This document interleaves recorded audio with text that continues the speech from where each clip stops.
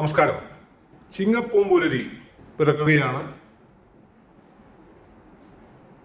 മലയാളികളെ സംബന്ധിച്ചിടത്തോളം കൊല്ലമാണ്ട് 1201 ആണ്. 17/8/2025 ഞായറാഴ്ച അതിരാവിലെയാണ് രാജകാരകനായിട്ടുള്ള സൂര്യൻ ചിങ്ങരാശിയിലേക്ക് പ്രവേശിക്കുന്നത്. അതിൻ്റെ അനുകൂല പ്രതികൂലതകൾ എങ്ങനെ ആയിരിക്കും എന്നറിയുവാൻ എല്ലാവർക്കും താല്പര്യമുണ്ടാവും. അത് ഈ വർഷഫലം 12 രാശികളിൽ അല്ലെങ്കിൽ 12 കൂറുകളിൽ പിറന്നിട്ടുള്ള 27 നക്ഷത്രക്കാർക്ക് എങ്ങനെയായിരിക്കും എന്ന് ഒന്ന് അപഗ്രഥിച്ച് നോക്കാം.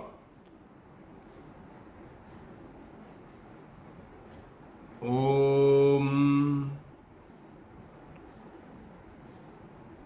ഗണാനാം ത്വാ ഗണപതികം വവാമഹേ കവിം കവീനാം ഉപവശ്രവസ്തമം ജ്യേഷ്ഠരാജം ബ്രഹ്മണാം ബ്രഹ്മണസ്പദ ആനശൃണ്വന്നോതിഭിः സിദസാധനം. ഓം ശ്രീ മഹാഗണപതയേ നമഃ. ആരോഗ്യം പ്രദദാതു നോ ദിവകരോ ചന്ദ്രോ യശോ നിർമ്മലം ഭൂരിം ഭൂമിസുതഃ സുധാംശുതനയ പ്രജ്ഞാം ഗുരുർഗൗരവം കാവ്യകോമളവാഗ്വിലാസമതുലം മന്ദോമുദം സർവദാ രാഹുർബാഹുബലം വിരോധശമനം കേതുകുലസ്യോന്നതിഃ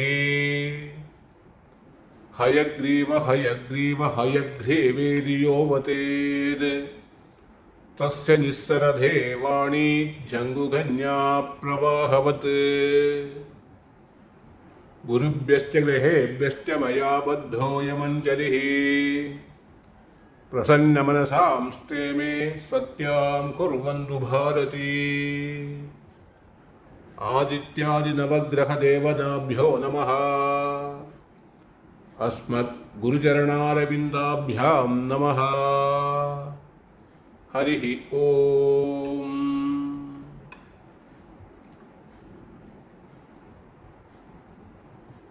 ചിങ്ങപ്പൂങ്കുലരിയിൽ ഇടവത്തിൽ ചന്ദ്രൻ,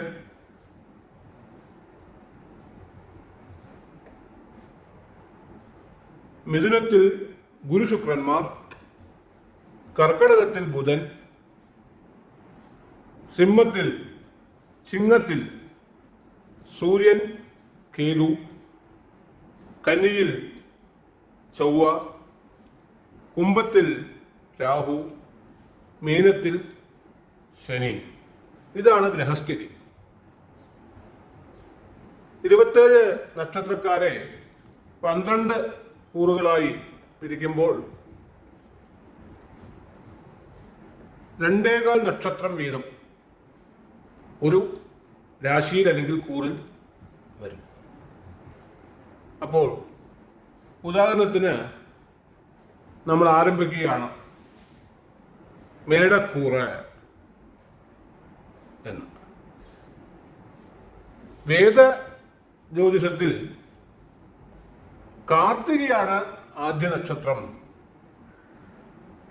ഭരണി അന്ത്യനക്ഷത്രവുമാണ് എന്നുള്ള ഒരു ചൊല്ലുണ്ട്.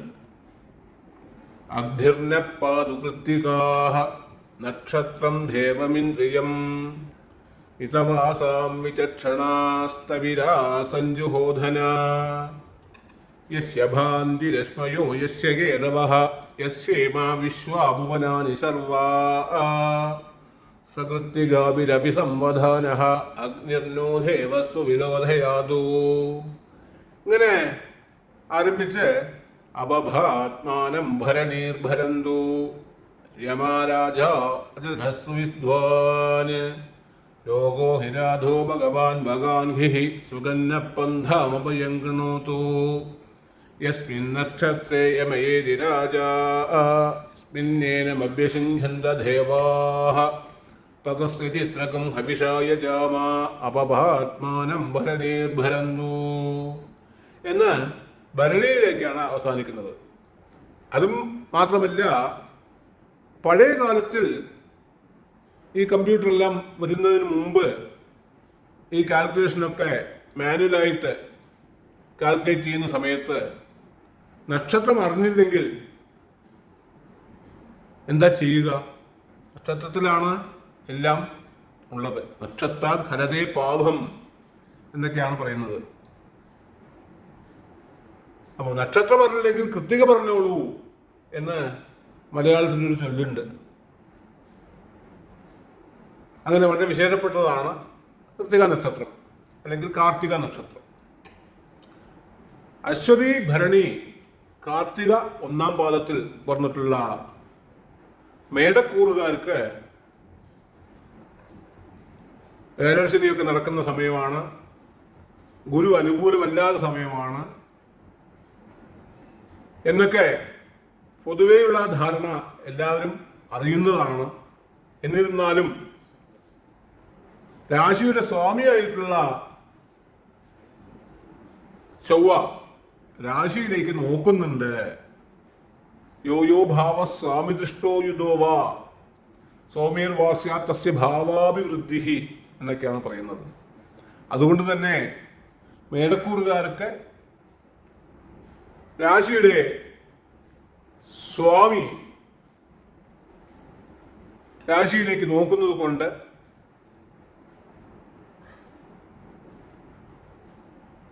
മേടക്കൂറുകാർക്ക് അനുകൂലപ്രദമായിട്ടുള്ള ഒരു സമയമാണ് എന്നാണ് നമ്മൾ പറയേണ്ടത്. അതുപോലെ തന്നെ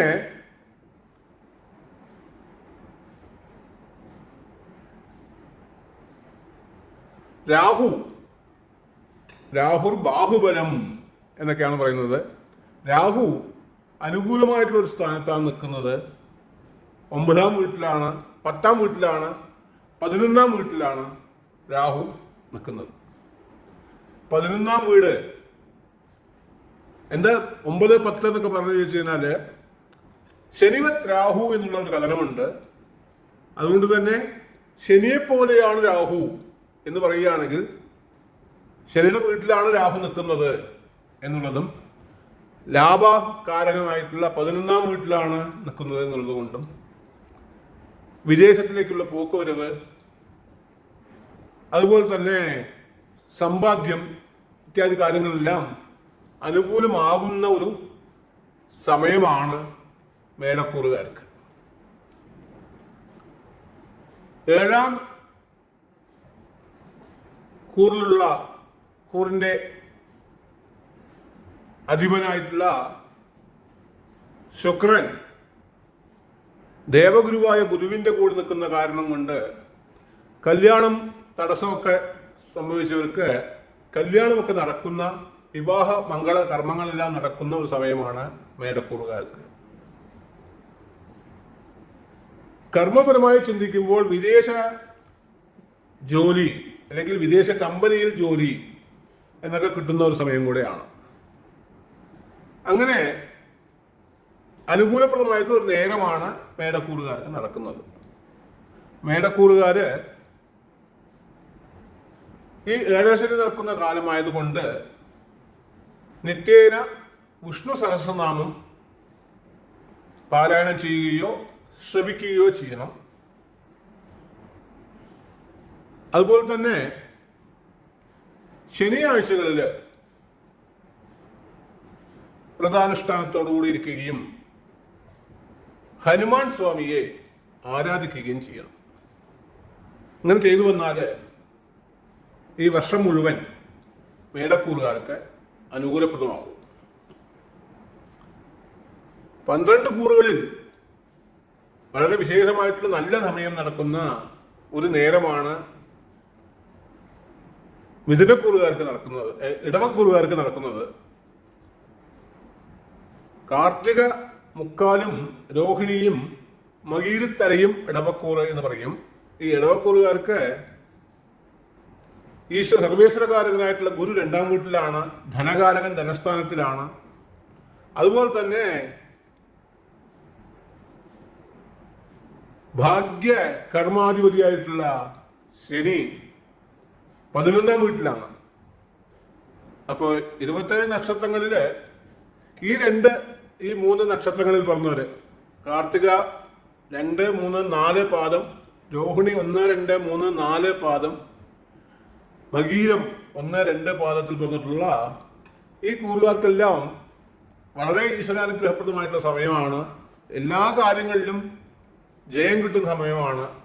ഓണം ബമ്പറൊക്കെ എടുത്തു കഴിഞ്ഞാൽ കിട്ടാവുന്ന ഒരു സ്ഥിതി ഈ ഇടവക്കൂറുകാർക്കുണ്ട് എന്ന് പറഞ്ഞാൽ അത് തെറ്റല്ല. അപ്പൊ സമയം നന്നായിരിക്കുമ്പോൾ സമ്പത്ത് കാലത്ത് തൈപത്ത് വെച്ചാൽ ആപത്ത് കാലത്ത് കാവത്ത് തിന്നാം എന്നുള്ള ഒരു ആപ്തവാക്യമുണ്ട്. സമയം നന്നായിരിക്കുമ്പോൾ മറ്റുള്ളവർക്ക് നന്മ ചെയ്യണം. വേദ പാഠശാലകളിലേക്ക് ദാനം ചെയ്യുക. അതുപോലെ തന്നെ സാമ്പത്തികമായി പിന്നോക്കമുള്ള കുട്ടികളുടെ പഠിപ്പിനായിട്ട് സഹായിക്കുക. അടുത്തുള്ള പുസ്തകാലയങ്ങളിലേക്ക്, ലൈബ്രറി, അവിടേക്ക് പുസ്തകങ്ങൾ വാങ്ങിക്കൊടുക്കുക. ഇങ്ങനെയൊക്കെ ചെയ്യുന്നത് വളരെ നല്ല ഫലത്തെ തരും. അടുത്തത് മിഥുനക്കൂറാണ്. മകീരത്തരയും തിരുവാതിരയും പുനർദത്തി കാലും ചേർന്നതാണ് മിഥുനക്കൂറ്. മിഥുനക്കൂറുകാർക്ക് രാശി അധിപതി ഇന്നത്തെ ദിവസത്തിലേക്ക്, അതായത് വർഷപ്പുറപ്പിൽ രാശിയുടെ അധിപതി 2ാം വീട്ടിലാണ്. അയറ്റ ധനലാഭയോഗം എന്നുള്ളതായിട്ടുള്ള ഒരു ചൊല്ലുണ്ട്.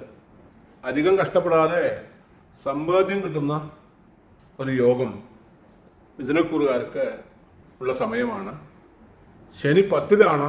അതുകൊണ്ട് കർമ്മ തടസ്സങ്ങളൊക്കെ മാറി കർമ്മമൊക്കെ സുഗമമാവും.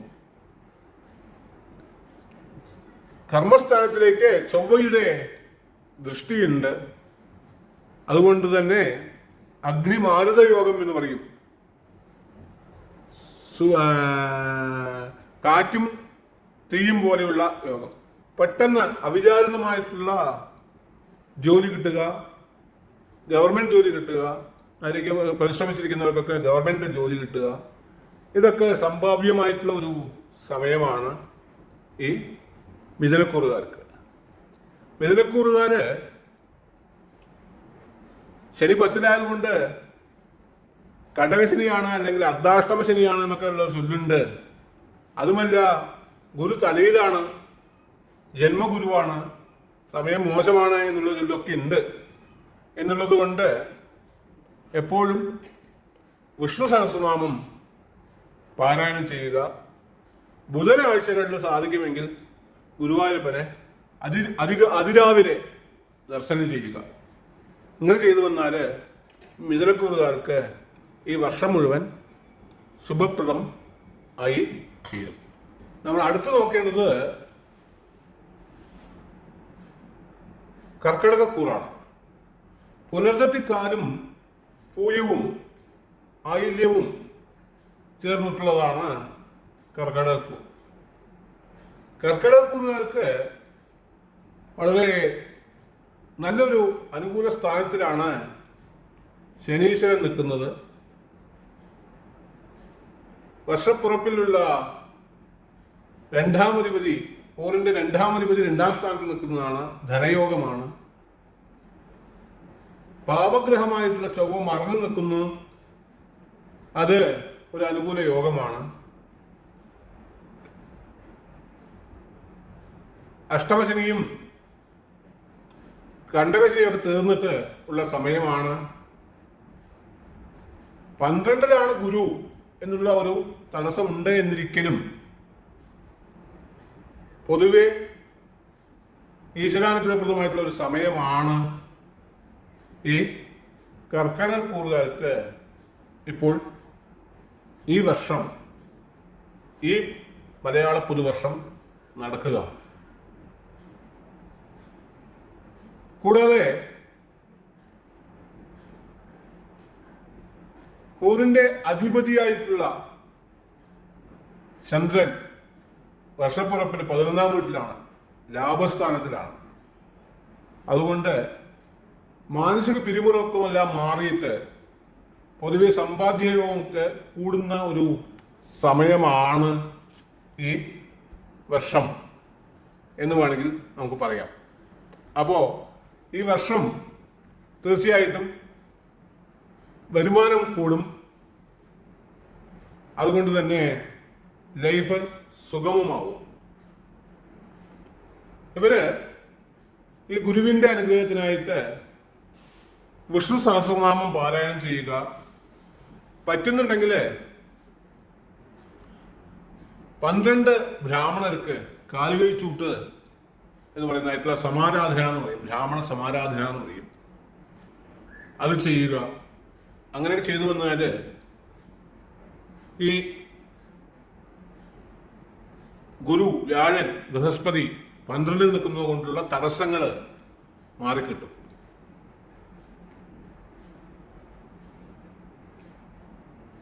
പുരുഷ സൂക്തം എന്നുള്ള വിശേഷമായിട്ടുള്ള ഒരു സൂക്തമാണ്. ഈ പുരുഷ സൂക്തം കേൾക്കുകയോ ജപിക്കുകയോ ചെയ്താലും അനുകൂലതകൾ ഉണ്ടാവും. വ്യാഴാഴ്ച വ്രതാനുഷ്ഠാനത്തോടുകൂടി ഇരിക്കുക, സസ്യബുക്കായിട്ടിരിക്കുക, അങ്ങനെ ചെയ്താലും കർക്കിടകക്കൂറുകാർക്ക് അനുകൂലമായിട്ടുള്ള ഒരു സമയമാണ്. ചിങ്ങക്കൂറുകാർക്ക് മഘവും പൂരവും ഉത്രത്തിൽ കാലും പറഞ്ഞിട്ടുള്ള ചിങ്ങക്കൂറുകാർക്ക് പൊതുവെ നല്ല സമയമാണ്. ഗുരു 11-ലാണ്. എല്ലാ കാര്യവും സർവേശ്വരകാരകനാണ് ഗുരുവായ ബൃഹസ്പതിയായിട്ടുള്ള വ്യാഴൻ. എല്ലാ കാര്യങ്ങളിലും അനുകൂലത ഉണ്ടാവും. അഷ്ടമശനിയാണ് നടക്കുന്നത്. എന്നിരുന്നാലും ഗുരു അനുകൂലമായാൽ തഥാനുകൂലേ സകലാനുകൂലാഹ തത് പ്രാതികൂലേ സകല പ്രാതികൂലാഹ എന്ന് പറയും. ഗുരു അനുകൂലനായാൽ എല്ലാവരും അനുകൂലമാണ് എന്നുള്ളത് കൊണ്ട് പൊതുവെ നല്ലൊരു സമയമായിരിക്കും. അഷ്ടമ ശനിയാണ് നടക്കുന്നത് എന്നുകൊണ്ട് നിത്യവും വിഷ്ണു സഹസ്രനാമം പാരായണം ചെയ്യുക, ഹനുമാൻ ചാലിസ, സുന്ദരകാന്ഡം ഇതൊക്കെ ജപിക്കുകയോ കേൾക്കുകയോ ചെയ്യുക. പറ്റുമെങ്കിൽ അവരവരുടെ നക്ഷത്രങ്ങളുടെ ഹനുമാന് വടമാല, വെറ്റിലമാല, ജിലേബിമാല ഇതെല്ലാം വഴിപാടായിട്ട് കൊടുക്കുക, വണ്ണ നേദിക്കുക. ഇങ്ങനെയൊക്കെ ചെയ്തു കഴിഞ്ഞാൽ ചിങ്ങക്കൂറുകാർക്ക് ഈ വർഷം മുഴുവൻ അനുകൂലമാവും. കന്നിക്കൂറ് ഉത്രത്തി മുക്കാലും അത്തവും ചിത്തിര അരയും ചേർന്നിട്ടുള്ളതായിട്ടുള്ള കന്നിക്കൂറുകാർക്ക് പൊതുവെ നല്ല സമയമാണ്. ഗുരുവും ശുക്രനും 10-ാം കൂറിലാണ്.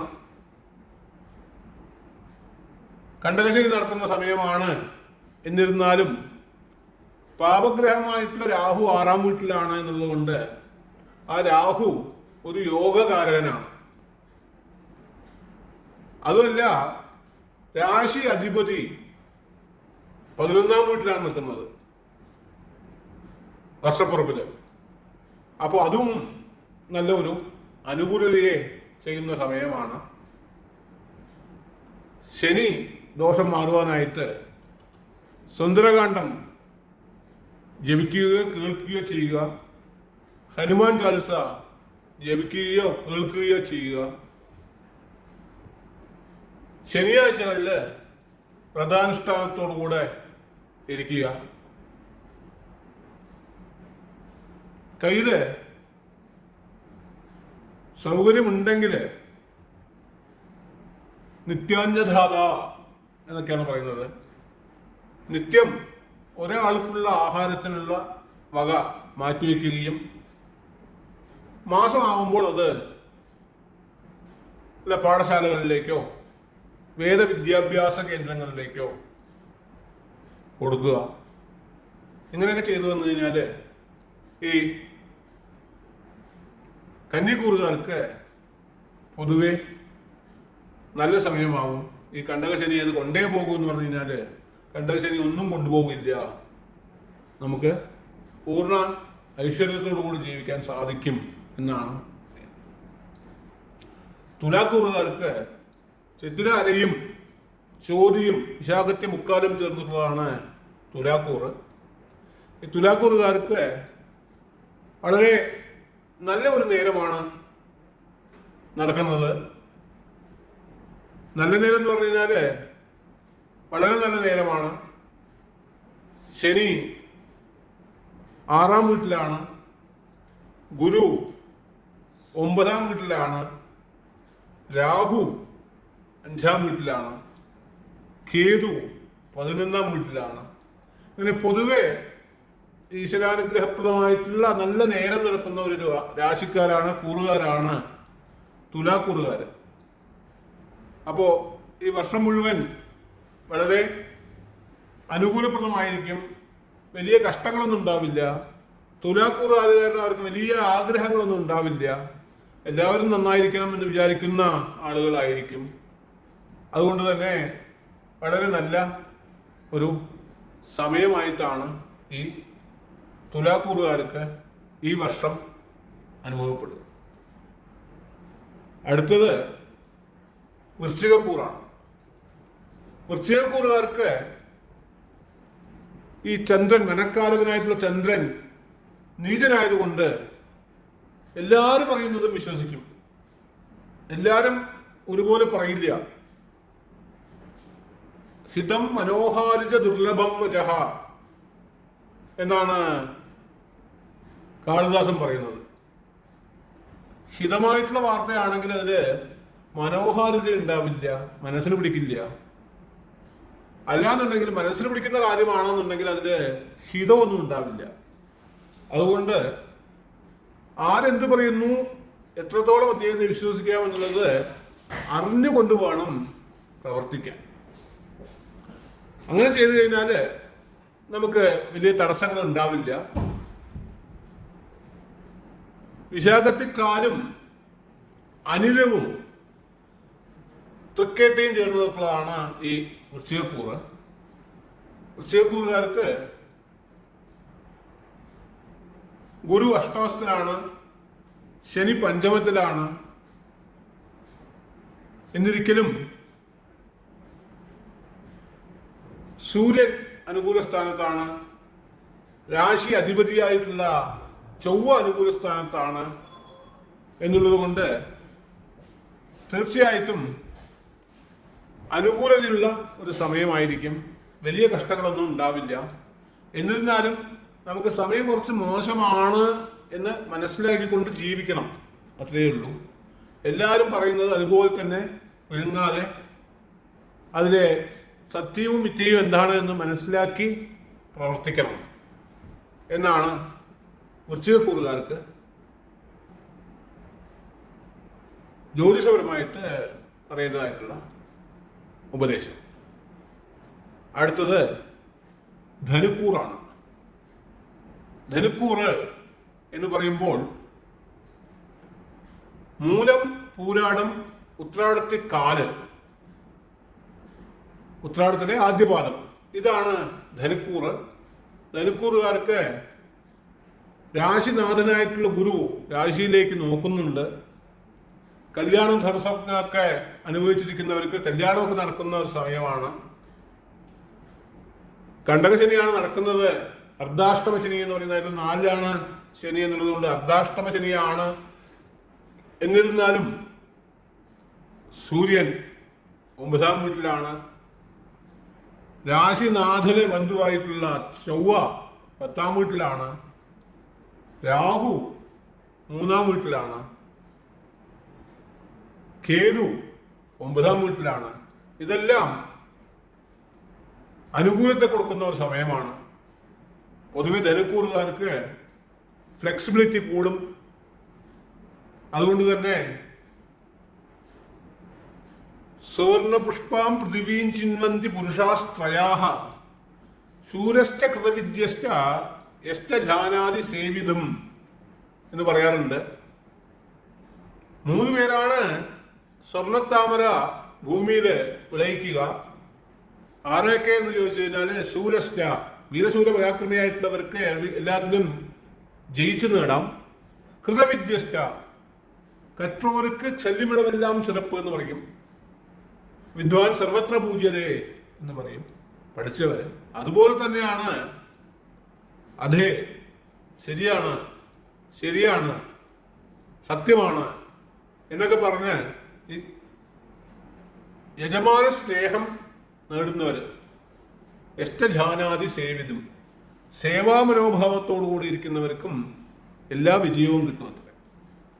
ഇപ്പോൾ ഈ പൊളിറ്റീഷ്യൻസ് ഒക്കെ അങ്ങനെയൊക്കെ ആണല്ലോ. ലീഡർ ഉണ്ടാവും, ലീഡർ എന്ന് പറയുന്നുവോ അതിനനുസരിച്ച് പ്രവർത്തിക്കും, അവർക്ക് എല്ലാ നന്മയും ഉണ്ടാവും. അതാണ് ഈ ധനക്കൂറുകാർക്ക്. തീർച്ചയായും അവര് ഫ്ലെക്സിബിൾ ആയിരിക്കും. അതുകൊണ്ട് അവർക്കും ഈ വർഷം മുഴുവൻ അനുകൂലപ്രദമായിട്ടാണ് കാണുന്നത്. എന്നിരിക്കലും കണ്ടകശനി നടക്കുന്ന നേരമായതുകൊണ്ട് ശനി ഉപാസന നല്ലതാണ്, ധർമ്മശാസ്താവിനെ സേവിക്കുന്നത് നല്ലതാണ്, ഹനുമാൻ സേവ നല്ലതാണ്, വിഷ്ണു സഹസ്രനാമ പാരായണവും നല്ലതാണ്. അടുത്തത് മകരക്കൂറാണ്. മകരക്കൂറിനെ പറ്റി നോക്കാം. ഉത്രാടത്തി മുക്കാലും തിരുവോണവും അവിട്ടത്തരിയും ചേർന്നിട്ടുള്ളതാണ് മകരക്കൂർ. മകരക്കൂറുകാർക്ക് ഈശ്വരാനുഗ്രഹപ്രദമായ സമയമാണ്. ഏഴര ശനിയൊക്കെ മാറി വിചാരിച്ച കാര്യങ്ങളൊക്കെ തൊട്ടതെല്ലാം പൊന്നാവും എന്ന് പറയുമല്ലോ. ആ തൊട്ടതെല്ലാം പൊന്നാകുന്ന ഒരു സമയമാണ് ഈ ഉത്രാടത്തിക്കാർക്ക് നടക്കുന്നത്. ഉത്രാടം, തിരുവോണം, അവിട്ടത്തര മകരക്കൂറുകാർക്ക് വളരെ നല്ല നേരമാണ്. രാശി അധിപതിയായിട്ടുള്ള ശനി 3-ാം വീട്ടിലേക്ക് മറഞ്ഞു നിൽക്കുകയാണ്. അതുപോലെ തന്നെ ബുധന്റെ ദൃഷ്ടി രാശിയിലേക്ക് ഉണ്ട്. ധനസ്ഥാനത്തില് ശനിവത് രാഹു എന്ന് പറഞ്ഞാൽ രാഹുവാണ്. അതുകൊണ്ട് ധനാഗമനമൊക്കെ നന്നായിരിക്കും, അവിചാരിത ധനലാഭമൊക്കെ ഉണ്ടാകും. അതുപോലെ തന്നെ പദവി, പുതിയ പ്രൊമോഷനൊക്കെ കിട്ടാനുള്ള സാധ്യതകൾ കൂടുതലാണ്. അതുപോലെ 10-ാം സ്ഥാന അധിപതിയായിട്ടുള്ള ചൊവ്വ, 10-ാം സ്ഥാനത്തിന്റെ അധിപതിയായിട്ടുള്ള ശുക്രൻ ഗുരുവിന്റെ കൂടെയാണ് നിൽക്കുന്നത്. അതുകൊണ്ട് അനുകൂലത കൂടുന്ന ഒരു നേരമാണ്. പൊതുവെ മകരക്കൂറുകാർക്ക് ഈ വർഷം മുഴുവൻ അനുകൂലപ്രദമായിരിക്കും. വിചാരിച്ച കാര്യങ്ങളിലൊക്കെ തടസ്സമില്ലാതെ നടക്കും. അപ്പോൾ സമയം നല്ല സമയമാണ്. അതുകൊണ്ട് തന്നെ ധാരാളം നന്മ ചെയ്യുവാൻ ശ്രമിക്കുക. എല്ലാവർക്കും ഉപകാരം ചെയ്യുവാൻ ശ്രമിക്കുക.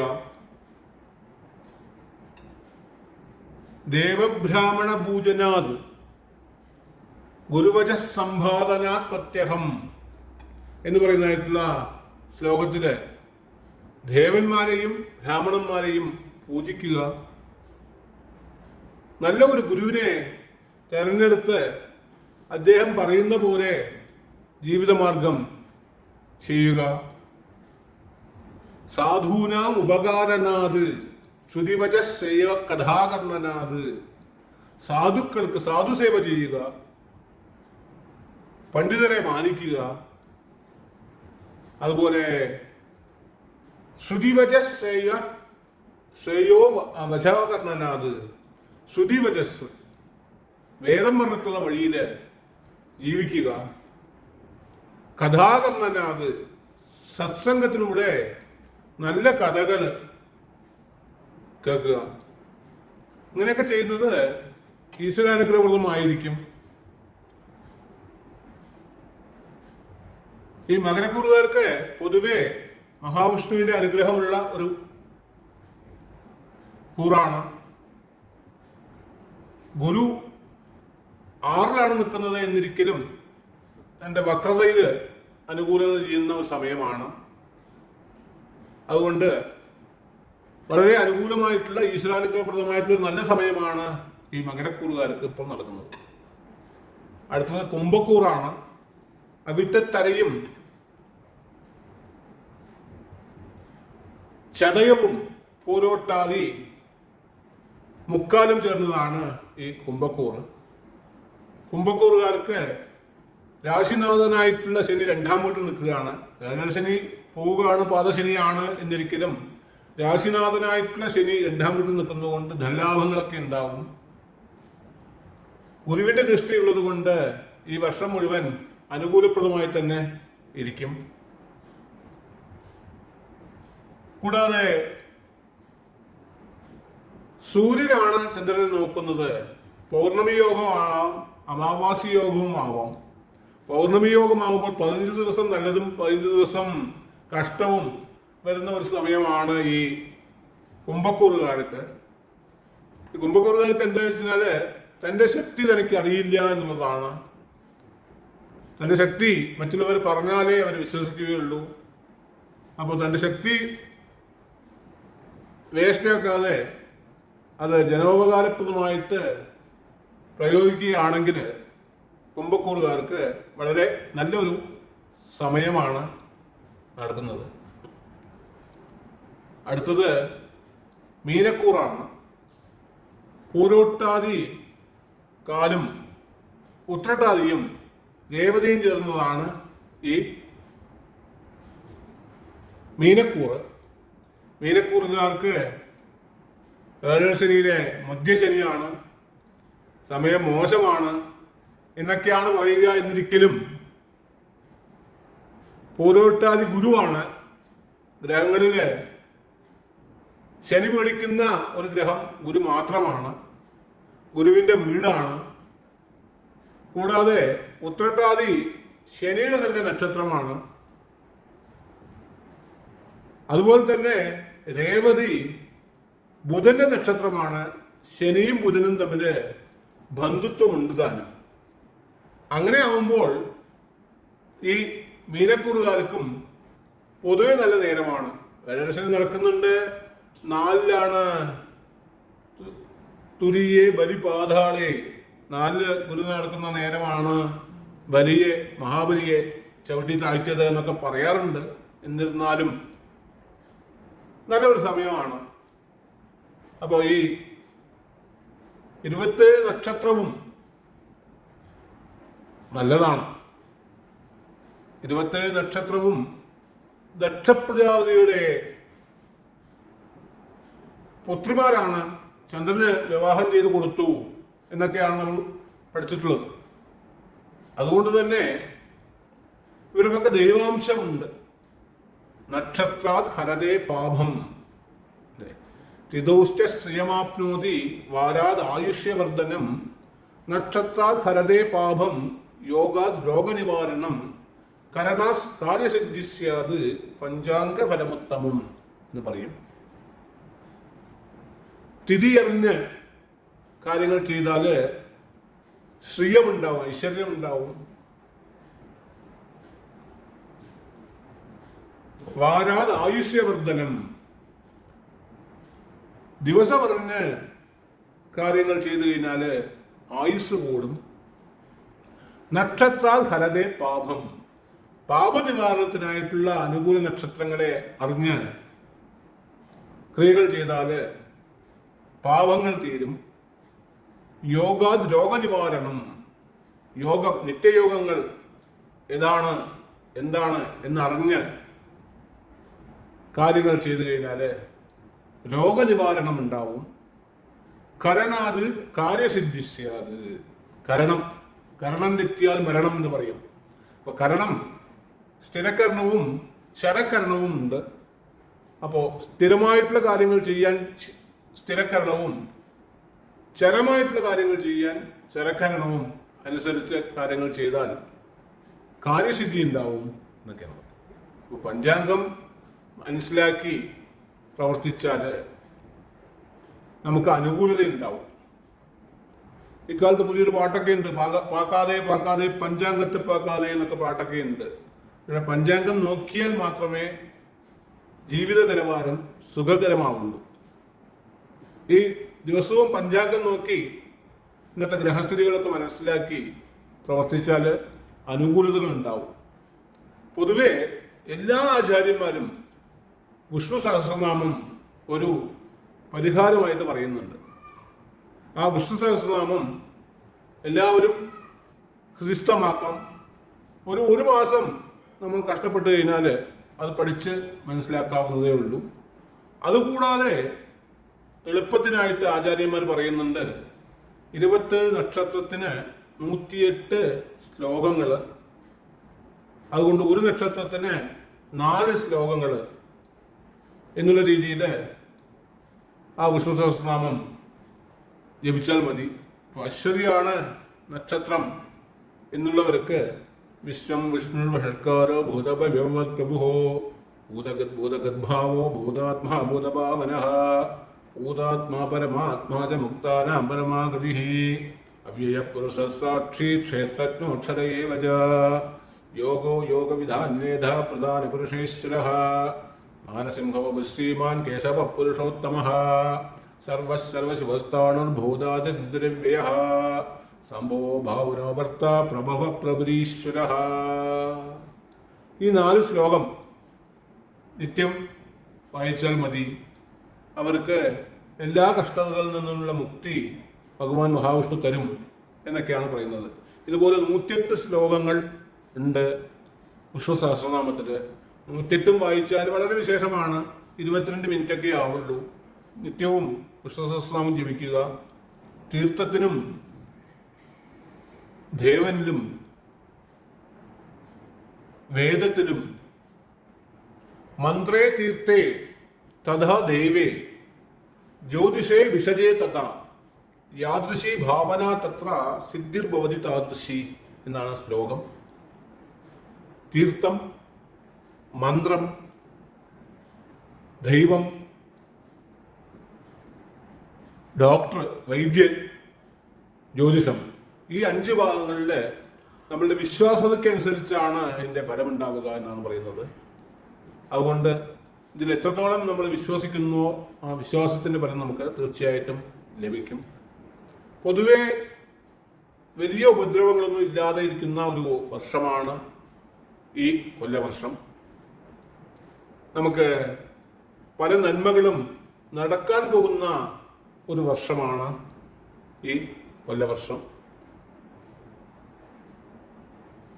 അവനവൻ ആത്മസുഖത്തിനായി ചെയ്യുന്നവ അപഹനം ആത്മസുഖത്തിനായി വരയണം എന്ന് നാരായണ ഗുരു പറഞ്ഞ പോലെ തനിക്ക് ചെയ്യുന്നതായിട്ടുള്ള ഓരോ കാര്യവും മറ്റുള്ളവർക്കും ഉപകാരപ്രദമായിട്ട് നടക്കണേ എന്ന് പ്രാർത്ഥിക്കുകയും അതിനനുസരിച്ച് പ്രവർത്തിക്കുകയും ചെയ്യുക.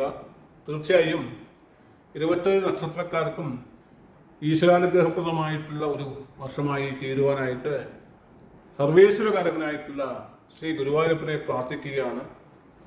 പീതാംബരം കരവിരാജിത ശംഖചക്രകൗമോദഗീ സരസിജം കരുണാസമുദ്രം രാധാസഹായമതിസുന്ദരമന്ദഹാസം വാധാനയേശമനിശം ഹൃദി ഭാവയാമി. കരചരണകൃതം വാ കായജം കർമ്മജം വാ ശ്രവണനയനജം വാ മാനസം വാവരാദം വിഹിതം അവിഹിതം വാ സർവമേതക്ഷമസ്വ. ജയ ജയ കരുണാബ്ധേ ശ്രീ മഹാദേവ ശംഭോ. കായേന വാചാ മനസേന്ദ്രിയേർവാ ബുദ്ധ്യാത്മനാ വാ പ്രകൃതേ സ്വഭാവാത് കരോമി യദ്യത് സകലം പരസ്മൈ നാരായണായേതി സമർപ്പയാമി. എല്ലാവർക്കും നന്മയുണ്ടാകട്ടെ. ഈ കൊല്ലവർഷം ഈശ്വരാനുഗ്രഹപ്രദമാവട്ടെ. അവരവർ മനസ്സിൽ വിചാരിക്കുന്നതായിട്ടുള്ള സകല കാര്യവും ദൈവാനുഗ്രഹം കൊണ്ട് നടന്നു വരട്ടെ എന്ന് പ്രാർത്ഥിച്ചുകൊണ്ട് നിർത്തുന്നു. നമസ്കാരം.